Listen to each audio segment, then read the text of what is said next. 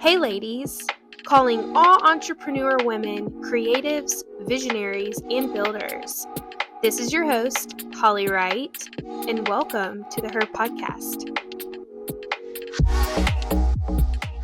Hey ladies, thanks again for listening to the Her Podcast. My name is Holly Wright, your host, and we have been on a really big streak with inviting fitness coaches into the Her Podcast this month. So again, I am super honored and excited to welcome Miss Savannah. Thank you. She is an entrepreneur and fitness coach here in Vegas.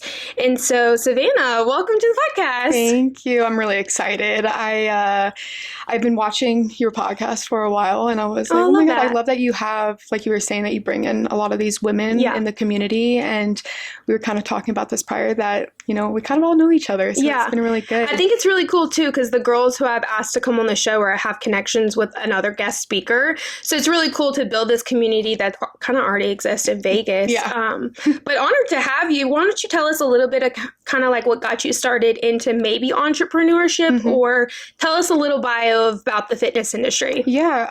So I'm actually originally not from here. I'm from a small town in Virginia. I moved out here in 2020 during the middle of the pandemic. And that was really just to change the direction of my life. I didn't know that I wanted to start a business. I actually had worked for the victim witness program back at home, and I loved what I did, but I needed change. I needed something. So I moved out here, and at that time I was 200 pounds, and I was like, okay, well, I don't have a job. Let's start my fitness journey. Let's do something. And so I ended up losing 60 pounds naturally. And while doing that, I was just kind of bouncing from job to job. And from there, I got to the point where I was really tired of being told what to do. And management just did not care about me. And I came across a group of trainers, and one of them was like, well, why don't you just start a business? And I was like, me? There's no way. I was like, this could not happen. So I was convinced. I ended up putting my 2 weeks in with that last position, and I just was like, I don't know what I'm doing, but I'm going to figure it out. And so the beginning of 2020, I started my in-person training, and I ended up doing that for probably about 5-6 months. And then I just got scared. I got scared. I think we all do. When I never had this idea of like, I want to be a business owner or work for myself when you're younger. You're kind of stuck in this mindset box of what you were told or how you grew up. So I feel you on that. But I feel like for the most part, the stories that I do hear, the best entrepreneurs out there are the ones who honestly took something they had a passion for and turned it into a business and became the most successful. And those are the most genuine stories. So love that was your story. Couldn't agree more. I wouldn't say that it failed, but I just kind of put it on the back burner, and I ended up working for an all women's gym, and maybe that was like another 7 months. And during that time, it was more group fitness classes, and I loved it. I thought it was the coolest thing. That's so cool. And I was building that environment, that community for me around women. And that's when I knew, like, this is my niche. Like, I want to be able to guide and help women who have been struggling with their weight and just trying to find their purpose and their confidence. And so during that time, I was like, I really miss being my own boss, being an independent trainer. And instead of going back into in-person training, I decided to go full in on online coaching. And at that time, I'd only had 2 clients, and I had left that job with no backup job. And I mean, thinking about it now, like, that was pretty crazy of me. But I just knew, like, deep down, I knew this was exactly what I wanted. And I had the support system around me. Like I said, we had all those trainers, and if they could do it, I know that I could do it. So I started up my online fitness coach. I go and I train women, just focusing on weight loss and trying to push that needle forward for them, but also doing that, trying to balance out those lifestyle changes and like that mindset coaching, because at the end of the day, like, you can go into the gym and you can work on changing your body, but if you can't mentally work on yourself and develop who you want for yourself and envision, then it's just not going to stick. It's not going to work. I love that. I love that that's your focus too, because I feel like a lot of trainers, they kind of stick with like diet and overworking out, and that's just kind of the niche, which those things are important. But I love that you said mentally you try to pour into the women too, because I feel like when yes, it's one thing to go work out, especially when you're new. Like if you're trying to lose weight and you've never been into the gym before, it's very intimidating. Yeah. But once you hit a goal, like that confidence comes back. And I feel like it's a huge shift in women. So I love that that is your biggest goal. And I love that your story kind of aligns you with something you just... You just kind of got to a place where you're just like, you know what? Like, this is what I love and this is what I want to do. And I feel like a lot of people don't choose that path out of fear. Yep. But so let's go into the weight loss you had mentioned earlier. What is the biggest misconception women have about fitness and weight loss that you wish more people understood? Yeah, I think the biggest misconception is that women believe that weight loss should be extreme for it to work. I mean, like straight to cutting out the carbs, endless amounts of cardio, restricting their nutrients, and just like undereating. Undereating. That's mainly what my clients come to me for. They're already undereating and just changing their life completely upside down. Like that. And I've noticed that that typically is what has kept a lot of people who are trying to lose weight, especially my clients, stuck in that cycle of starting, stopping, starting, stopping. Sustainable weight loss is supposed to be boring, to be honest. Like hitting your protein, strength training, trying to get enough sleep. And being repetitive on it. Like when I had an online coach, that was the biggest thing, is just, it was very boring, but it was the same thing every week. But that's how you hit your goals. Yep. Yeah. Because I did, years ago, I did, what's it called? 75 hard. And I love it.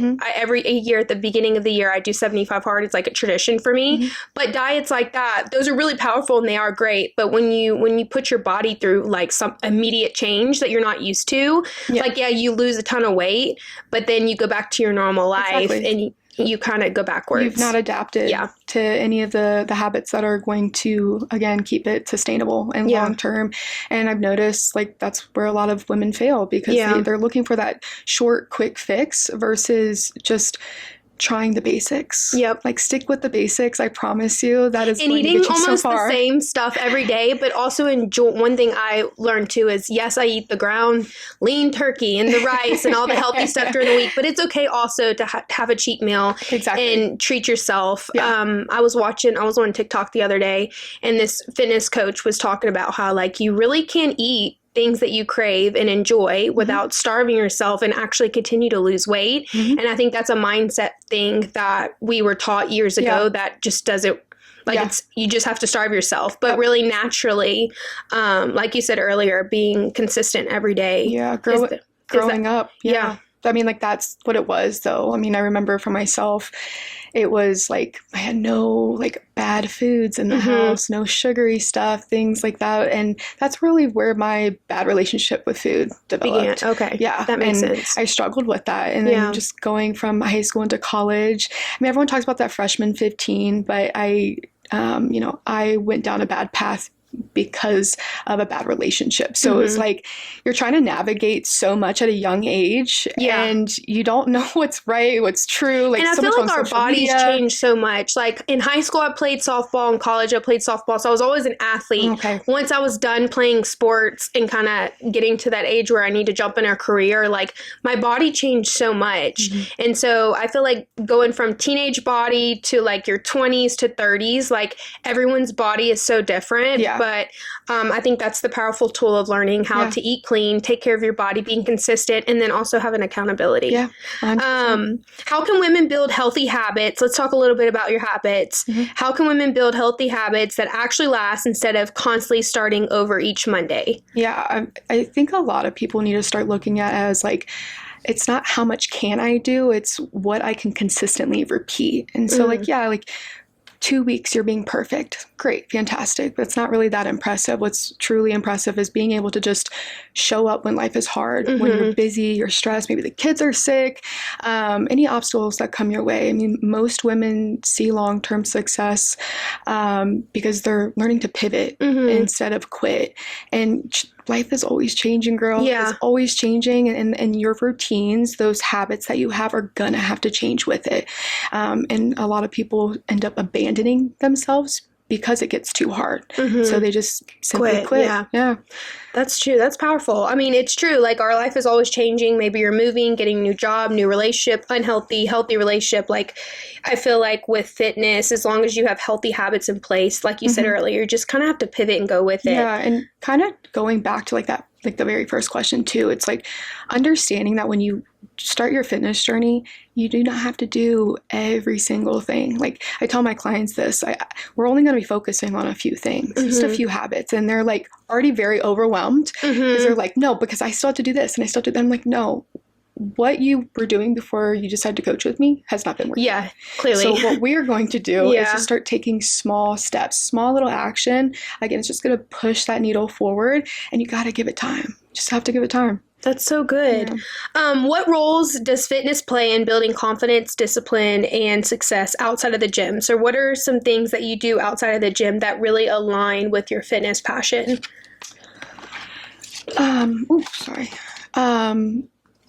I'd say like every time. I feel like you're big on community too, from what I've seen on Instagram. You are always like in a girls group and big with community. That is actually really big for me. Yeah. And thank you for mentioning that. Last year, that was actually a huge struggle for me. Like, where I'm at today was not where I was last summer. That. I honestly was super lost. Like, being an online fitness coach, I don't really have much interaction with people other than my clients online and then going to the gym. So it's like, okay, coming from such a small hometown to Vegas, I was still trying to make a name for myself. Yeah. And because now I'm not really out in the community, how can I do that? How are you going to fill your cup? Exactly. And so I actually ended up starting doing community events myself, just to, again, get my name out there and just meet other women who, maybe they're not on their weight loss journey, but maybe they just need that extra support in life. Again, it's not just the body changing, it's that mindset. And we should be able to support each other in that no matter what. And so just being able to start those community events and or just getting out there in general to other community events, it's been really nice to overcome like some of that fear within, and also being able to build connections. Yeah. So I love that. That's something I'm working on because I've only been in Vegas like under a year now, but it's different too. Like, I'm sure you remember, like when you're in high school, when you're trying to make friends and put yourself out there, it's like, oh my gosh. But it's the same thing for adulting. When you're an adult woman and you're new to the city, I'm like, I see all these amazing communities on Instagram and TikTok, and I know all the girls there, and I'm like, oh my God, this is amazing. And my boyfriend tells me all the time, he's like, Holly, you just need to show up. Yeah. Like, but I will say, a mentor told me years ago, and I'll never forget this, he was like, there's power in just showing up. You can complain and you can have self-doubt and low confidence about all these things, but there's so much power when you just show up, and you never know who you're going to meet. I mean, you're still doing fitness, but you're a part of other women who support other women, which is incredible. So that's something I'm working on this year, is just kind of getting out there and meeting new people, even when it's uncomfortable. Yeah, it's like building your character. Yeah. I mean, it's hard. Yeah. And there's a lot of discomfort in that. But at the end of the day, just by doing it one time, you can do it a second and third time. And then you also have to think, if you're able to do that, then there's many aspects in your life that you're able to show up like that. Yeah. I love that. That's good input. For women who feel intimidated, speaking of intimidation or low confidence by the gym, or just don't know where to start, what advice would you give them? Just do it. Just do it. Just show up. I just want to. Yeah. In a way, just do it. I mean, like, if you're waiting for confidence to bring you through the door, you'd be waiting forever. Yeah. And a lot of the women that I coach is having that structure, having a plan when you go in that gives you that sense of like, okay, I'm in full control. I know what I'm doing. I'm going to do this, this, and this, and then I'm out of here. Versus if you're just going in and you're doing random exercises, I mean, that is overwhelming, especially if you're just starting. But you also have to think, like, everybody that has been in the gym, they've had their first day too. They didn't go in knowing exactly.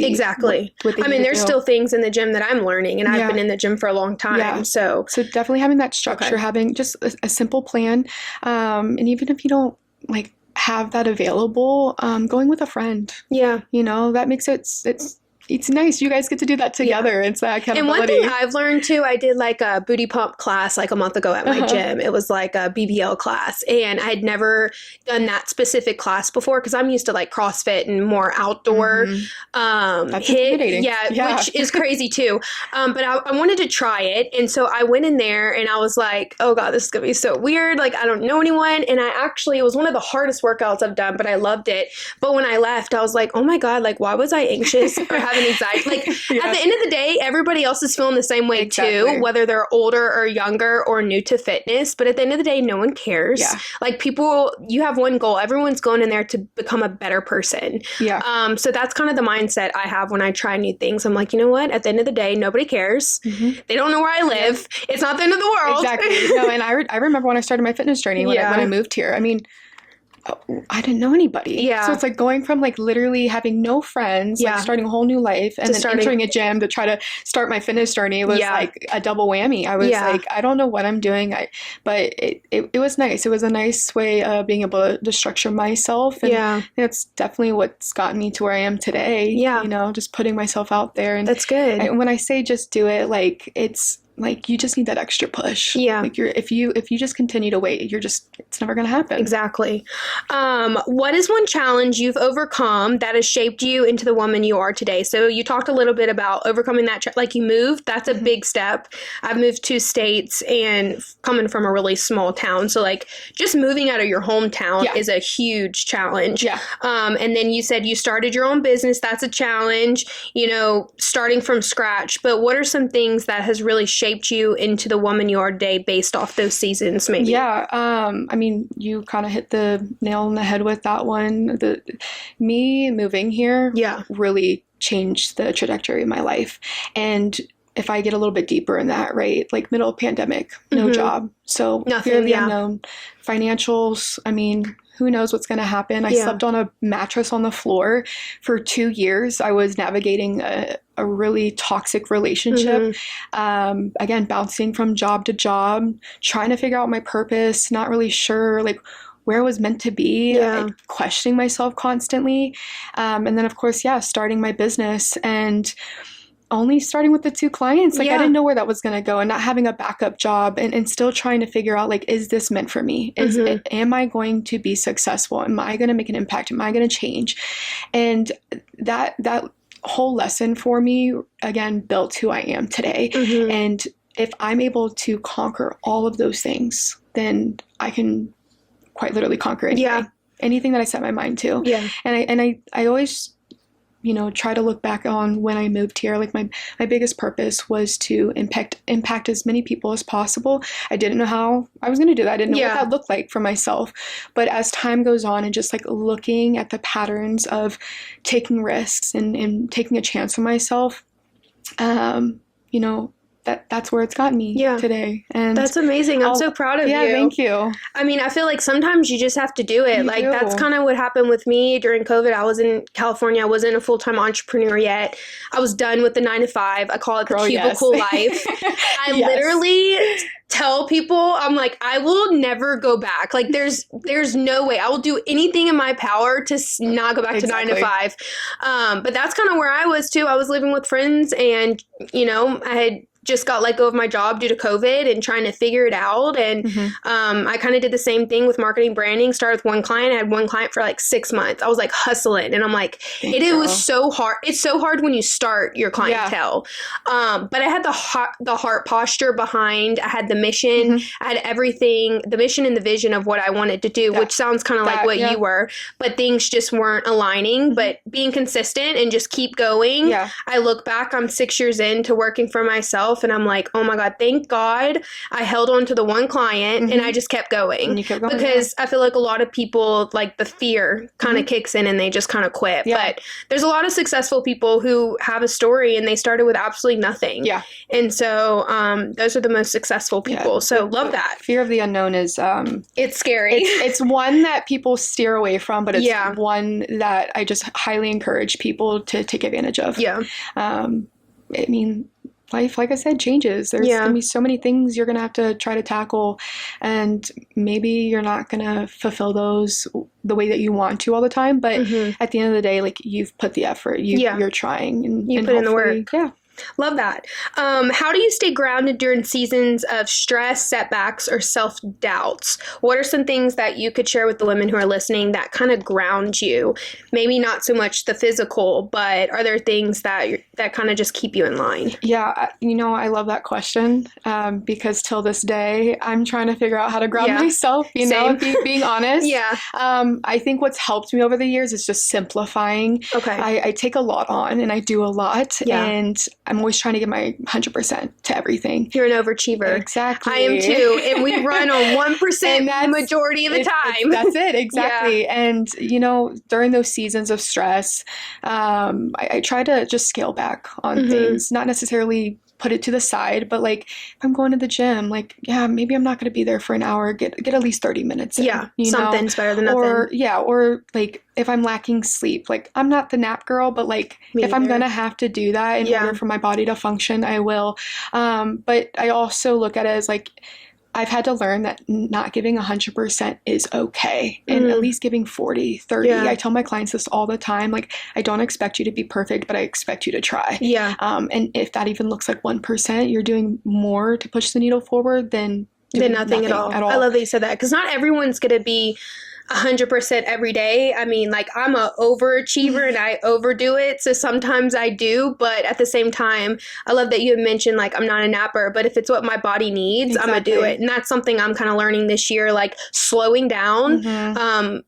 Going slow is like my weakness. It's not something that I feel it. I really do. It's not something that I strive to do or want to change. In the beginning of the business aspect, though, like, I mean, you have to. Yeah. You just have to keep grinding, and like you said, you have a vision for yourself. You're envisioning everything for your purpose, and that does require a lot of you. And I do remember, like, in the beginning stages, like, I was extremely burnt out. I was burnt out because I was doing this. And, it's nice to have, like, that support system around you where they're like, hey, I see that you're not doing that great. And I'm like, no, we're good here. We're good. We're just going to keep going. We're going to throw it under the rug, and we're going to keep going. Yeah, like, just simplifying and just allowing yourself to be okay. Because if you're constantly on that overdrive, like, that's what you settle for. And so it's going to be uncomfortable when you have to take a little bit of a taper back and scale it down. But it gives you some time to breathe, some time to recover. And that's, I mean, I'm happy that I finally adapted to that. But then having my clients, they're still on that big high where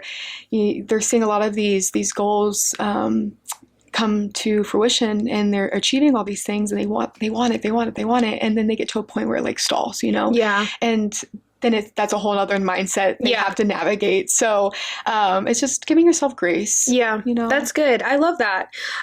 So let's get a little real and raw. If you could go back and give your younger self, so younger Savannah, which you said you're originally from Virginia, love that.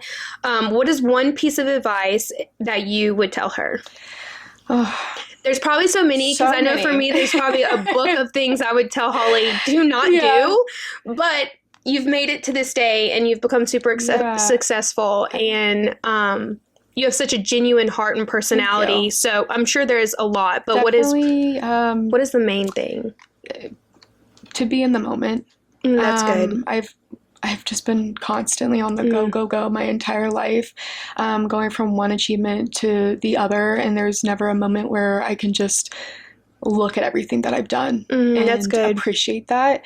Especially when I was growing up, and when I reached 200 pounds, it was always like going out, like, for events or vacation, and it was constantly on my mind of, like, my body image and the way and I anxiety. Looked. And so all of those memories were stripped away from me, and but going, like I said, from achievement to achievement, it's just being in the moment and realizing, like, how far that I've come, and just giving myself those flowers. That's good. I don't need those from other people. I need it from myself. I need to be able to see that my self-worth isn't just from all the things that I've done. It's just that internal healing that I've been able to do over the years. And I'm sure we all wish that we could have changed that, but it's gotten us to where we are today. And I love that. A friend reminded me the other day, and kind of reminded me what you said. The other day, she had told me, I've always been a very, like, independent person, even as a younger kid. I grew up in like a really broken, toxic family.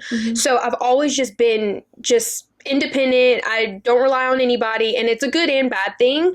But for the woman I am today, like sometimes I struggle with, you know, people saying, "Oh, I'm proud of you," or being in the moment or looking back. And because I have a past in that, but those are things I'm healing from. But a friend told me the other day, they're like, "Hey, you know, I'm really proud of you." And I'm like, "Oh, thanks." You know, "Oh, thanks." You just kind of push it off. Yeah. And then she's like, "No, I want you to like, if you could look back and see a video of like everything that you went through and came from and like who you are today, like you really need to be proud of you." And she's like, "I'm not just saying this, and it got me thinking." I was like driving home and I'm like, oh my gosh, like I don't remember the last time I really just froze and was in the moment and was just like, wow, like you left your hometown, you broke generational curses, girl. You're the only entrepreneur in your bloodline. Yeah, like we doing it. And you kind of get on this high as an entrepreneur or just this independent woman who just, and it's such a blessing to achieve all these things. But I think we forget to just slow down and look back. And it just made me really grateful. I'm like, oh my gosh, like I really need to check in with myself every month and just, like you said, give yourself flowers, be proud of who you are, because those are, you know, it's a journey and I'm not where I want to be yet, but I'm so far away from where I came from. And absolutely. And so I think sometimes we women forget that, but those moments are really, really important. Yep. What has been the most valuable lesson you've learned about self-worth and personal growth this year? This year? Oh. Because you've been busy this year. Yeah. I feel like on Instagram, you're always with communities and just going. I'm trying to think about this year in general. I mean, I want to say just like overall that the growth is uncomfortable. Yeah. You know, every season that I've been through in my life started with discomfort. And that's good. You know, moving here, my weight loss journey, navigating toxic relationships, running my business, all of that has just required a lot out of me. And those things, like we were talking about, are just super scary. Yeah. And, you know, if you want to change your life, you're going to have to be willing to be uncomfortable. Exactly. You're going to have to be willing to become a person that you have not been before, you know? And, so I think it's every year that aligns for me. It's not just this main one, because again, we just have so many different seasons of our lives. I know. And we have to tackle so much stuff. Yeah, and that is true. I think, you know, I talk about this a lot on like social media, but it's just like, you know, the fear of the unknown. And as much as that is really hard to overcome, you have to get into it. You got to do it, because the person that you want to become, like, is relying on that. It's just that one hump that you got to get over. And I think we have to have the mindset of too, like, okay, let's say, for example, my dream is to put on events, and I go out there and I get a venue and I do all the things and I fail. But I tried. But you tried, exactly. But I tried. And so guess what? You try again. So what do you do differently next time? Exactly. You know? And I think it's just a learning curve and a learning process. You know, if we just tried one time and quit, like I feel like the older I got, I would look back and regret so much. Exactly. But that's why we have community. And that's why we learn through things. What don't work, what does work, you pivot, you keep going. But I think having that mindset is important too, because you could spend your whole life wishing, but like at the end of the day, if you don't put in the work, it's not going to happen. Best. Yeah. Right there. Love that. What are 3 non-negotiable habits that have helped you stay at your best mentally, physically, or emotionally? Strength training, fueling my body, and getting enough sleep. Those are my top 3. And I definitely push that overload on my clients, because that's just like the only way you're going to be functioning, to be honest. I mean, it's when I feel my best. It's when I have the most energy. It's helping me regulate my stress. And those 3 are just the top tier. Yeah. I love that you said sleep too, because I feel like sleep is so important. Like I will admit I'm a granny. Like I'm on such a routine at night. Like I wind down at 8. I'm in bed by night. I'm like clockwork when it comes to my sleep. And my friends make fun of me, but I will say sleep is so important, and it does tie into weight loss in the fitness world as well, because you could work out and eat clean, but if you have no sleep, like that ties into things and it just doesn't function. Exactly. Well, as we end with the podcast, as we end with the podcast, if you could see the future Savannah in 5 years, I love to ask this question, but if you could see your future Savannah in 5 years, what do you hope she is becoming and leaving as a legacy? Ooh. What's the whole, yeah, that was a good one. Wait a second. What would be your dream? Like, I love your heart behind fitness, but in 5 years, if you could see Savannah, what would you hope for to see her doing? I also think this gives girls hope too, because it's one thing to have a goal list and a vision, but it's another thing to like put in the work and actually become that, which you clearly have done. You know, the leadership aspect out of that, definitely want to see myself in a bigger room. Love that. You know, and being able to share my story and having other women relate to that, as it pertains to like my coaching. I, decided to go online to be able to help more women, and hopefully having my own app and being able to provide a bigger community for them outside of that, in person. That was it's a deep question. That is a very deep question. But I love to know these things. But I love that you said that too. Putting systems into place, obviously, to run your business, but also having a community in person where people could do life together and relate. Love that. And that's huge out here in Vegas that I've noticed. And I've always like envisioned myself in front of the room, in front of a bigger crowd. Like I said, when I moved here, my biggest purpose was to be able to impact as many women as possible. And, if that's sharing my story and showing them what they're capable of, I'd do it every day. Yeah. I would do it every day. Every scenario of my life I would do over again, just to be able to show them that they have control over their life. And, I love that. Yeah. That's so beautiful. Well, I'm so proud of you. And I absolutely love your story just from where you started. Love any girl that moves from her hometown and starts over, because that stuff is hard. And people don't realize how much work you have to put in to change the mindset, the barriers, and rebuild yourself to become the best version of yourself. So super proud of you. And just thank you so much for sharing your story today. And for the girls who are listening, make sure to connect with Savannah. We'll put her on Instagram and YouTube. If you are looking for an online coach, hit your girl up. Come on. But yeah, Savannah, so proud of you. And it's been an honor just to have you in the studio today, getting to know you and your heart and your leadership behind fitness. So thank you for being here today. Well, I appreciate you just giving me the opportunity to tell my story. And hopefully there's going to be women out there that can relate to that. And I get the honor to help them out. So it's been awesome talking to you. And I also love your story, by the way. Thanks. I think we can also kind of relate on that too. I mean, like you coming from a small town and broken home and just trying to create that life for yourself. I love that you have a vision and you went for it and you're like 10 toes down for that. Yeah, I appreciate that. You're doing great. And I think it's awesome that you have this available for everybody and to be able to share their story, Yeah, so. I appreciate that. Well, thank you so much. And thanks for being here today. And girls, make sure to connect with Savannah and stay tuned for next week. Bye.